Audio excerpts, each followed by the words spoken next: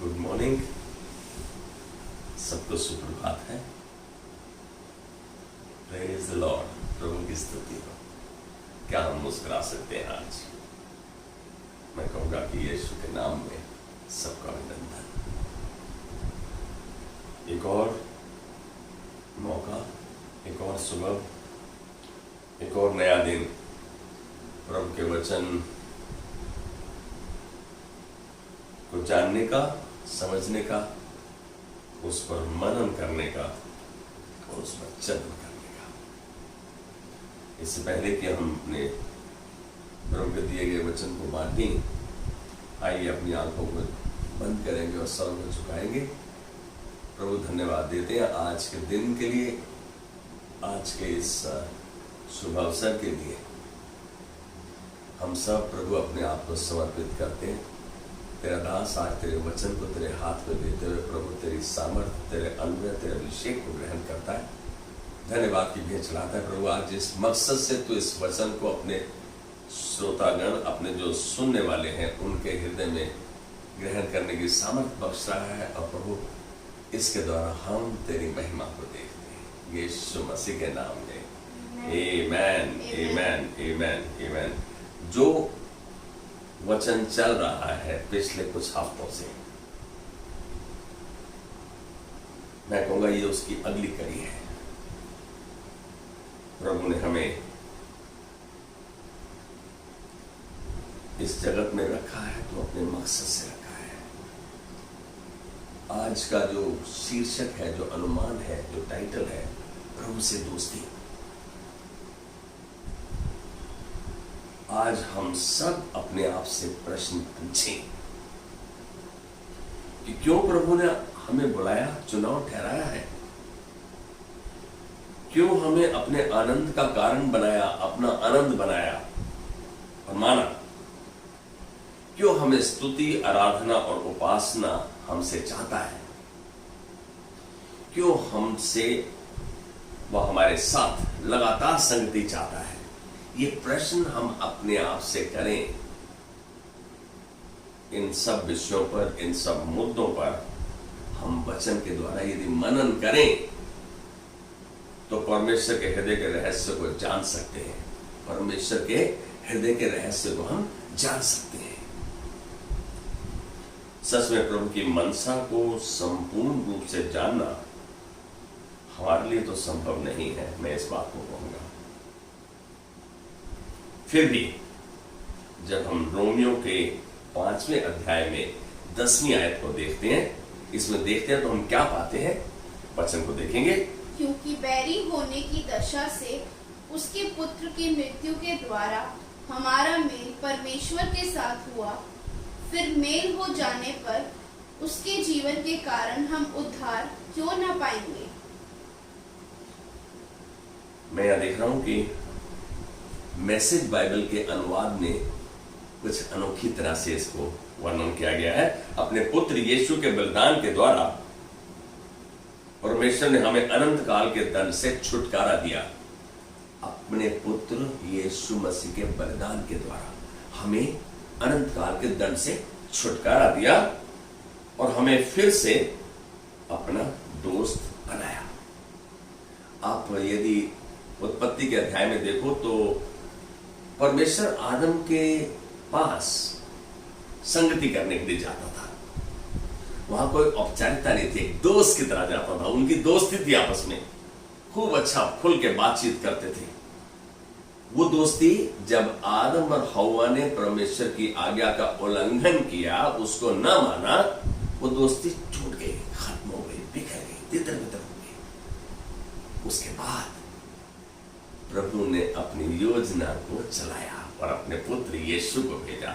अब इसी बात को इस आयत में बोल रहा है कि अपने पुत्र यीशु के बलिदान के द्वारा परमेश्वर ने हमें अनंत काल के दंड से छुटकारा दिया और फिर से हमें अपना दोस्त बना दिया।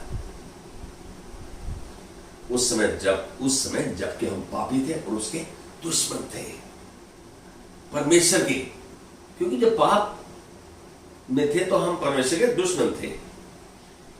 यह है यहोवा की दयालुता, प्रेम और करुणा का सिद्ध प्रमाण कि हम जब पापी थे, हम तब दुश्मन थे, तब उसने अपने पुत्र को भेजकर हमको उस अनंत काल के दंड से छुटकारा ही नहीं दिया, हमें अपना फिर से दोस्त बना दिया, हमको अपने आप के साथ जोड़ दिया। आप जानते हैं, दोस्त बना दिया। हमें तो पता ही नहीं हम प्रभु के दोस्त हैं, उसने बना दिया। उसने तो दोस्ती को उसी समय बहाल कर दिया, रिवाइव कर दिया, रिस्टोर कर दिया।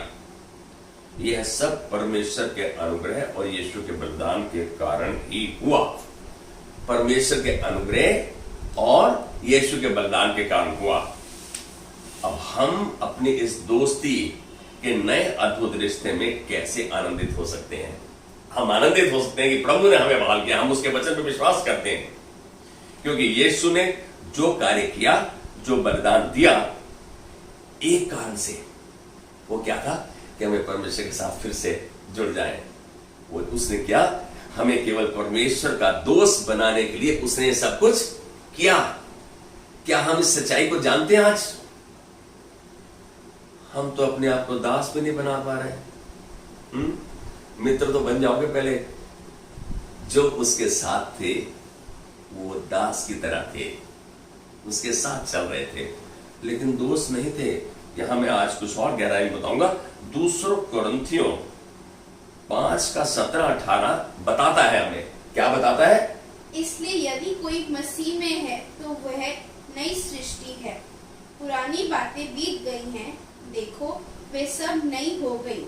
और सब बातें परमेश्वर की ओर से हैं, जिसने मसीह के द्वारा अपने साथ हमारा मेल मिलाप कर लिया और मेल मिलाप की सेवा हमें सौंप दी है।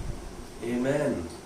मैं एक दूसरे अनुवाद का व्याख्यान कर रहा हूं कि जो कोई मसीह से जुड़ता है, जो कोई मसीह में है, वह नई सृष्टि है।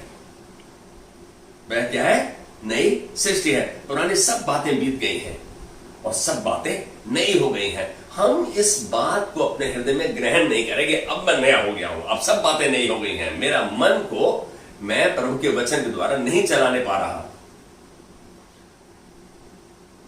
और ये सब बातें परमेश्वर ही की ओर से हैं, जिसने मसीह के द्वारा अपने साथ हमारा मेल मिलाप कर लिया। उसने कर लिया, उसने बना दिया और हमें दुश्मन से दोस्त में परिवर्तित कर दिया, तब्दील कर दिया, बदल दिया।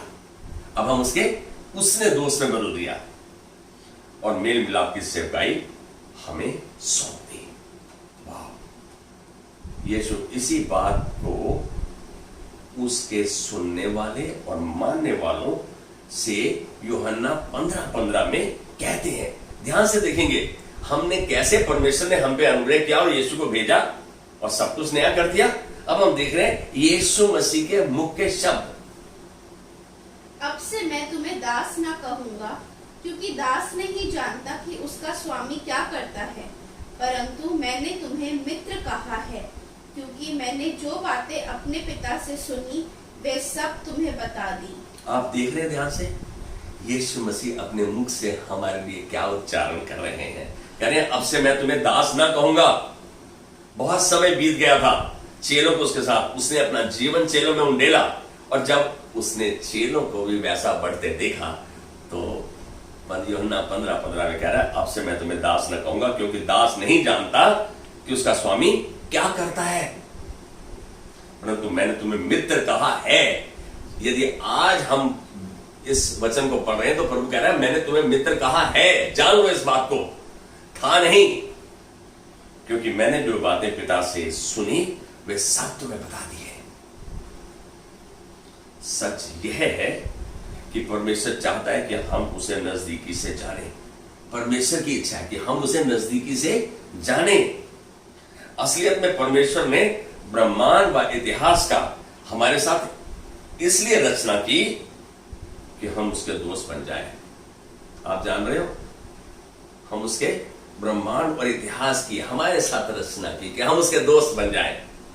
वाह, कितनी बड़ी बात है। परमेश्वर हमारे साथ अपने संबंध के प्रति संवेदनशील है और जलन रखने वाला परमेश्वर है। आप इस बात को ध्यान रखें। यह उसके असीमित प्यार और धुन को दर्शाता है।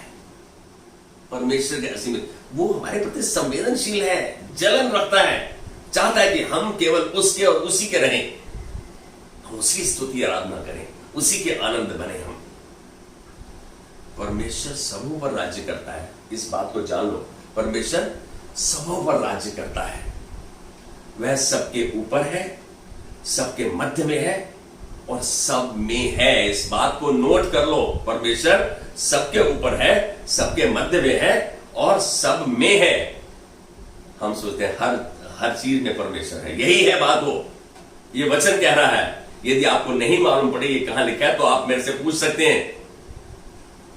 हमें एक सच को जानने की आवश्यकता है, एक सच को जानने की आवश्यकता है, जिसे हम प्रेरितों के काम 17वें अध्याय में 26 और 27 आयत में पाते हैं। उसने एक ही मूल से मनुष्यों की सब जातियां सारी पृथ्वी पर रहने के लिए बनाई हैं और उनके ठहराए हुए समय और निवास की सीमाओं को इसलिए बांधा है कि वे परमेश्वर को ढूंढें और शायद वे उसके पास पहुंच सके, और वास्तव में वह हमसे किसी से दूर नहीं है। आमीन। यहां साफ दर्शा रहा है कि परमेश्वर ने पृथ्वी पर एक ही मूल, एक ही मनुष्य से सब जातियां बनाई और उनके ठहराए हुए समय और निवास की सीमाओं को इसलिए बांधा, उसने बांध दिया, उनको सीमाओं को बांधा कि वे परमेश्वर को ढूंढें, टटोलें और पाए। जान लो कि परमेश्वर हमसे, हम किसी से दूर नहीं, हमारे साथ है, हमारे अंदर है, हमारे मध्य में, हमारे ऊपर है। यदि ये एहसास हमें है तो हम परमेश्वर की आज्ञाओं, चेतावनियों, विधियों को जानने की कोशिश करेंगे, जिससे वह प्रसन्न होता है। क्या ऐसी चीज है जो उसको भाती है? हम अपनी मनमानी नहीं करेंगे, फिर उसके मन की मानेंगे, उसके वचन के द्वारा उसे ढूंढेंगे। मैं एक बात कहूंगा, यदि कोई घमंड करना चाहे, यदि कोई घमंड करना चाहे तो इस बात पर घमंड करे कि वह परमेश्वर को जानता है और समझता भी है। घमंड और किस चीज पर नहीं। परमेश्वर कह रहा है, मैं ही यहोवा हूं, मैं ही यहोवा हूं जो पृथ्वी पर करुणा, न्याय व धर्म के कार्य करता है। बोलता है मैं परमेश्वर हूं जो पृथ्वी पर धर्म, न्याय और करुणा के कार्य करता है।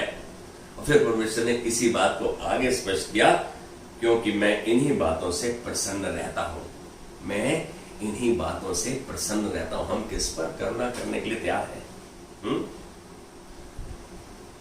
किसको प्यार से सच्चाई को बताते हैं हम? परमेश्वर ने अपने आप को शमूएल पर, परमेश्वर ने अपने आप को शमूएल पर अपने वचन के द्वारा प्रकट किया, अपने वचन के द्वारा प्रकट किया। आज भी वह अपने वचन के द्वारा हम पर अपनी योजना, करुणा और उद्देश्य को प्रकट करता है। आज भी क्या हम उसके वचन में उसको खोज रहे हैं? क्या हम जान पा रहे हैं कि उसका उद्देश्य मेरे जीवन के लिए क्या है, मेरे आज के लिए क्या है? क्या हम उसे रोजाना उसके वचन के अंदर खोजते हैं? ये प्रश्न कर रहा हूं मैं। हम सब अपने आप से प्रश्न करते, क्या मैं रोजाना परमेश्वर को उसके उद्देश्य के लिए, उसकी योजना के लिए, उसके निर्देश के लिए, आदेश के लिए, उसके सुधार के लिए जो हमारे जीवन के लिए है, क्या मैं उसे रोज खोज रहा हूं? क्या मैं उसकी ओर देख रहा हूं? क्या मेरी आंखें, मेरा ध्यान, मेरा मन उसकी ओर केंद्रित है? आप परमेश्वर के परम मित्र बन सकते हैं। मेरी बात को समझो, आप परमेश्वर के अच्छे बेस्ट फ्रेंड बन सकते हैं। You can be God's best friend. अब ये प्रश्न पूछो, मैं पूछूं कैसे बनूंगा मैं परमेश्वर का दोस्त? उससे लगातार वार्तालाप, बातचीत के द्वारा, उसके वचन के माध्यम से लगातार, और उसके वचन पर मनन व चलन के द्वारा। Obedience is the best way to please God. आज्ञाकारिता ही एक वो उत्तम तरीका है जिससे आप परमेश्वर को खुश कर सकते हो, उसकी नजदीकी में जा सकते हो, उसके दोस्त बन सकते हो। हर कोई उसका दोस्त तो बनना चाहता है, लेकिन क्या मैं उसकी आज्ञा का पालन करना चाहता हूं? क्या मैं उसके हृदय को जानना चाहता हूं, उसके उद्देश्य को जानना चाहता हूं?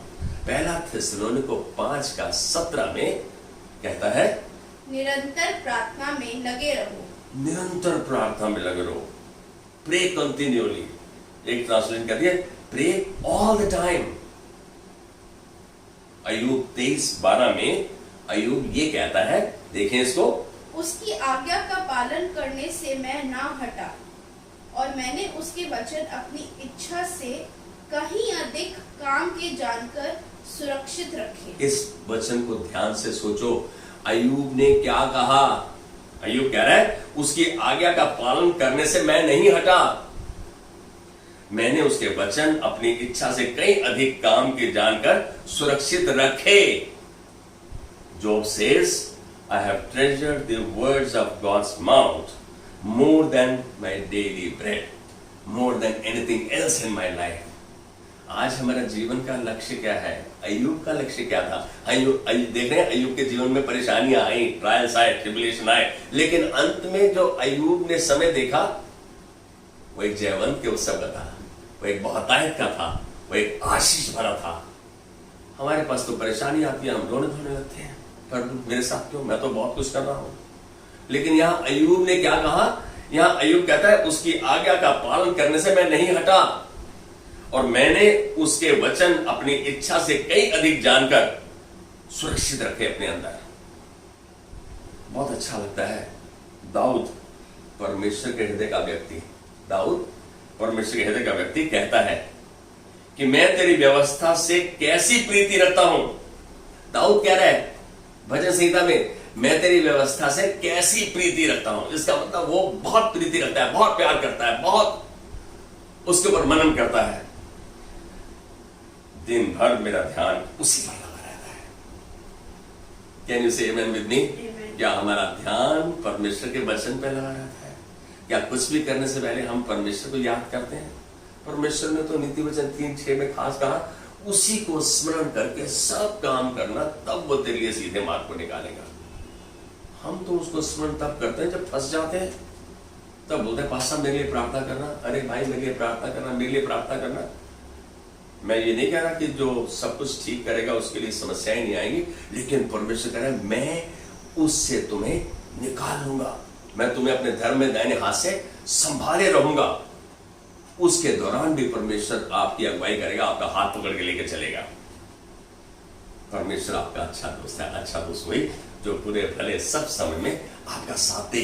परमेश्वर वो दोस्त बनना चाहता है, वो तो दोस्त, उसने तो दोस्ती बहाल कर दी, अब हम कहां उसके साथ खड़े होने को तैयार हैं।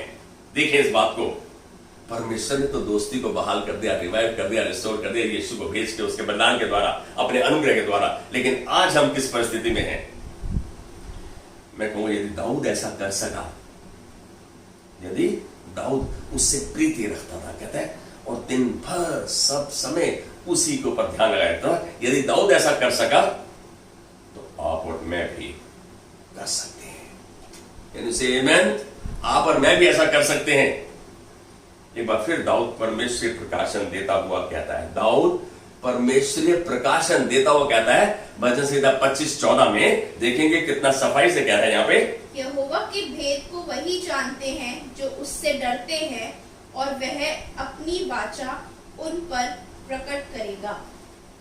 आप देख रहे हैं यहाँ पर दाऊद भजन संहिता 25:14 में कह रहा है कि यहोवा के भेद को वही जानते हैं जो उससे डरते हैं।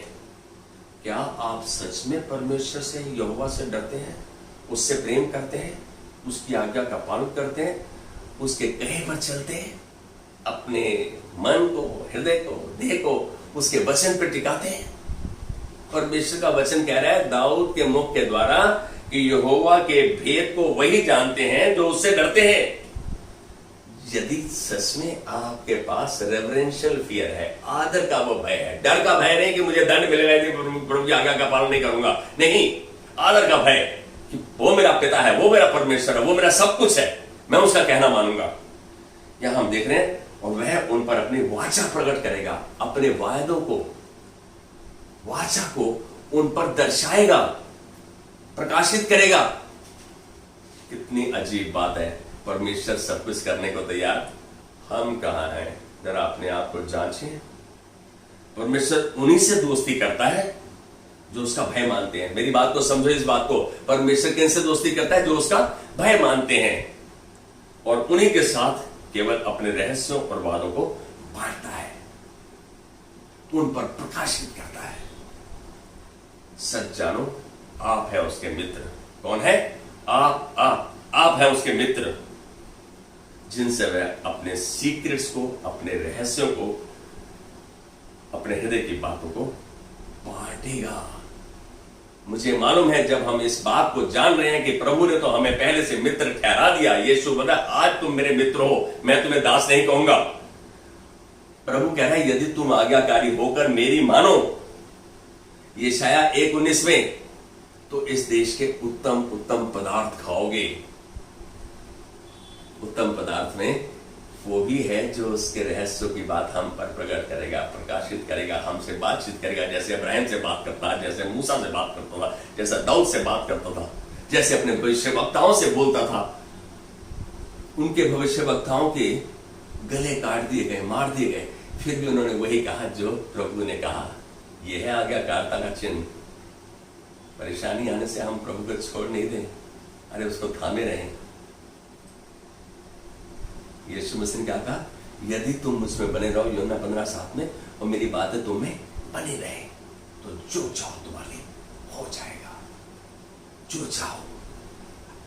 हम 15वें अध्याय में देख रहे थे और आज इस बात को देख रहे हैं। पर यीशु मसीह अपने हृदय को उंडेल रहे हैं, परमेश्वर अपने अनुग्रह को उंडेल रहा है। मैं इस बात को कहूंगा, याकूब की पत्री 4 अध्याय और 8वीं आयत देखेंगे हम। परमेश्वर के निकट आओ तो वह भी तुम्हारे निकट आएगा। हे पापियों, अपने हाथ शुद्ध करो, और हे दुष्ट लोगों, अपने हृदय को पवित्र करो। Draw near to God and God will draw near to you. परमेश्वर के नजदीक आओ तो परमेश्वर तुम्हारे नजदीक आएगा। मैं इस बात को बोलूं, यदि तुम मलाकी 3:7 देखो, तो ड्रॉ नियर टू मी, परमेश्वर कह रहा है ड्रॉ नियर टू मी, तुम मेरे निकट आओ, then will I draw near to you, तब मैं तुम्हारे निकट आऊंगा। परमेश्वर चाहता है कि पहला विश्वास का कदम, पहले हम उसकी आज्ञा को माने, फिर उसके पास, उसके साथ हाथ पकड़ के चले। हम तो परमेश्वर से भी शर्त रखने में चूकते नहीं कि प्रभु पहले मेरी प्रार्थना सुन, फिर मैं जानूंगा तू परमेश्वर है। नहीं भाई, परमेश्वर को सिद्ध करने की आवश्यकता नहीं। परमेश्वर ने यीशु मसीह को भेज के कितना प्यार दिखलाया हमको, कितना हम पे प्यार उंडेला। परमेश्वर ने तो कार्य कर दिया, अब बारी हमारी है। परमेश्वर के नजदीक आओ और वह तुम्हारे नजदीक आएगा। उसका भय मानो और उसके दोस्त बनो। यानी से आमेन। हम उसके दोस्त बनने के लिए रचे गए हैं।